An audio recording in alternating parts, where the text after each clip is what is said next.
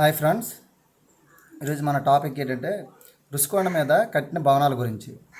అయితే జగన్మోహన్ రెడ్డి రుషికొండ మీద కట్టిన భవనాల గురించి మనం మాట్లాడుకుందాం. ఏంటంటే అక్కడ వైఎస్ఆర్ కాంగ్రెస్ తాలూకా నాయకులు కానీ అంతకుముందు చేసిన మంత్రి అమర్నాథ్ రెడ్డి కానీ మాట్లాడుతున్న మాట ఏంటంటే, రోజా కూడా మాట్లాడుతున్న మాట ఏంటంటే 500 కోట్లతో దాని భవనాన్ని నిర్మించారు. అదేంటంటే మొన్నటి వరకు ఏమన్నారంటే ముఖ్యమంత్రి తన ప్యాలెస్ అది ఇది అని అనుకొని వచ్చారు. ఈరోజు ఏంటంటే ముఖ్యమంత్రికి అంత విలాసమైన భవనం అవసరమని మన ప్రజల్లో ఒక టాక్ అనేది బయటికి రావడం వల్ల ఇది ఇప్పుడు ఏమంటానంటే గవర్నర్కి ఉపయోగించుకోవచ్చు కదా, లేదా టూరిస్ట్ స్పాట్కి ఉపయోగించుకోవచ్చు, రాష్ట్రపతి వచ్చినప్పుడు ఉపయోగించుకోవచ్చు అంటారు. టూరిస్ట్ స్పాట్కి ఉపయోగించుకోవడానికి అవసరమే, మంచిదే.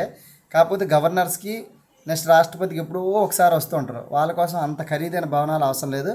నెక్స్ట్ దానికి తోడు ఏంటంటే మనకి ఇప్పుడు ఓడిపోయింది కాబట్టి ఇలా మాట్లాడుతుంటారు. ఒకవేళ గెలిచుంటే జగన్మోహన్ రెడ్డి అక్కడి నుంచి పరిపాలన సాగించేవారు. ఎందుకంటే అక్కడ అంత విలాసవంతమైన 500 కోట్లతో ఒక గవర్నమెంట్ ఒక ప్రజల తాలూకు సొమ్ముని అంత వెచ్చించి కట్టి అంత విలాసమైన ఫర్నిచర్స్ పెట్టి ఒక ప్రభుత్వం తాలూకా ముఖ్యమంత్రి అవ్వచ్చు లేదా మంత్రులు అవ్వచ్చు ప్రజాధనం అంత వేస్ట్ చేయడం వల్ల ప్రజలకి ఎంత ఇబ్బంది కలిగించి ప్రజలకి ఎంత పన్నుల ద్వారా కట్టే డబ్బులు అని మనం అందరూ కూడా గుర్తించాలి. ఇది ఏ గవర్నమెంట్ అయినా సరే, ఇది వైఎస్ఆర్ అయినా లేదా టీడీపీ అని ఇలాగే విమర్శించాలి మనం అయితే.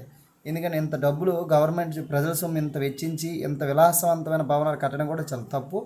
దీని గురించి నేను కూడా ఈ విషయంలో నేను వైఎస్ఆర్ కాంగ్రెస్ని వ్యతిరేకిస్తాను.